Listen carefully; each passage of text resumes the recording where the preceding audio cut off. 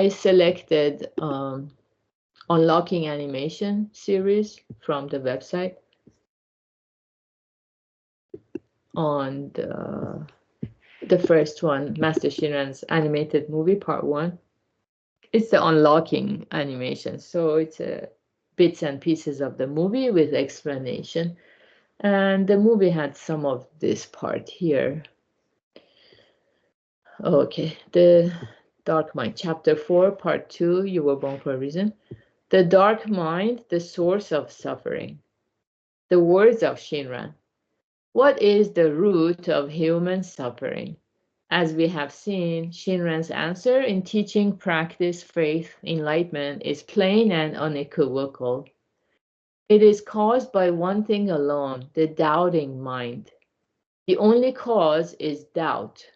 Shinran's words are free of tentativeness. As he expounds the sole solution to suffering, such assertions are frequent in his writings. Here, doubt means the darkness of mind that does not know what will happen after death, concerning which we will have more to say in the following chapters.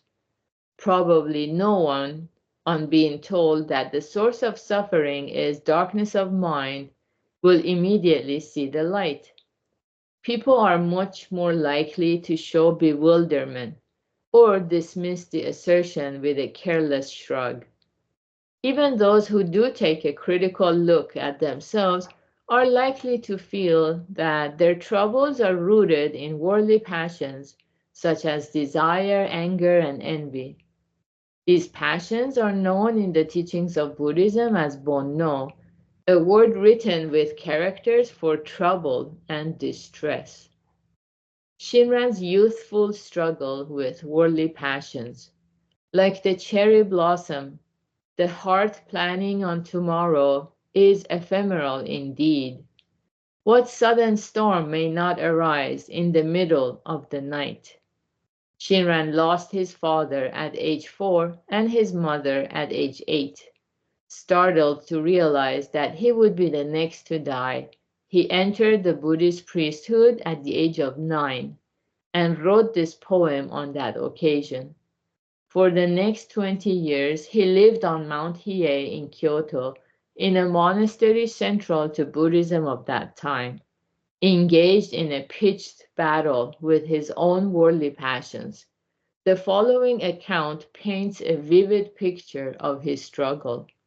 Try as I will to quiet the waters of my heart, the waves of thought continually move. Try as I will to achieve a mind bright as the full moon, clouds of delusion blanketed. If my next breath should stop, I would fall into hell.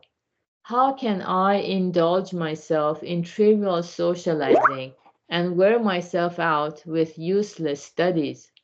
Swiftly I must cast aside worldly desires and seek liberation.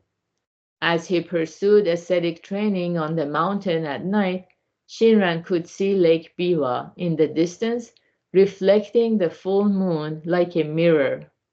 Why cannot my mind be as serene as the water in that lake? He would ask himself in deep frustration. One after another, thoughts I should not think rise unbidden to the surface of my mind. My heart is aswirl with ideas I should not entertain. It is too horrible.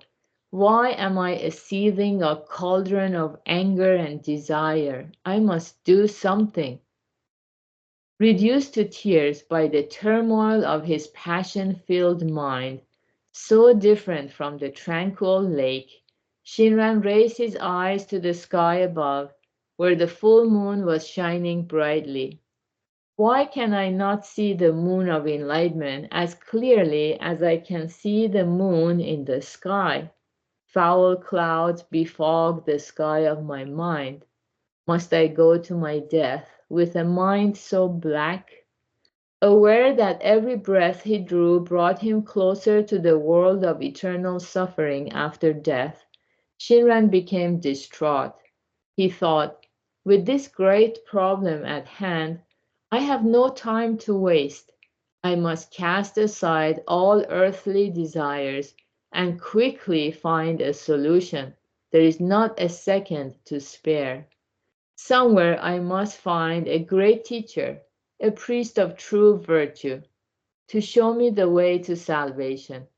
The words recorded in the book Panegyric convey the anguish Shinran felt on leaving Mount Hiei behind, shedding bitter tears as he made his way down the mountain of so many memories. Okay. Soon afterwards, he would meet Honen, 1133 to 1212, the founder of the Pure Land school of Buddhism, who taught him the vow of Amida, which eliminates the dark mind that is the source of human suffering and imparts blissful life beyond measure. Shinran's surprise and joy at this encounter and this revelation must have been beyond all imagining. Okay, very good. I think it's a very beautiful part of the animated movie that shows how we all go through all this distress and turmoil before we have our spiritual awakening. We begin to see something is not exactly right. You know, these days people just focus on their breath, some people, and they just try to quiet the mind without addressing the underlying causes. But if we look at the mind through and through and find these desires or anger, the other day someone brought up the topic of resentment, how much we suffer because of resentment at someone, and we cannot help it. So this is a blessing in disguise to become aware of what's going on so that we can go even deeper until we can understand what is the dark mind and have it eliminated once and for all.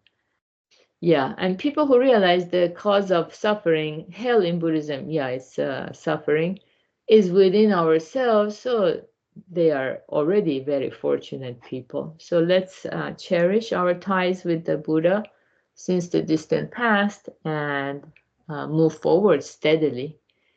Today is Friday. We're going to have Purpose Lab at 3 p.m. and Advanced Group Session 6 p.m. Pacific. And have a wonderful Friday, everybody. Bye. Thank you. Thank you, guys.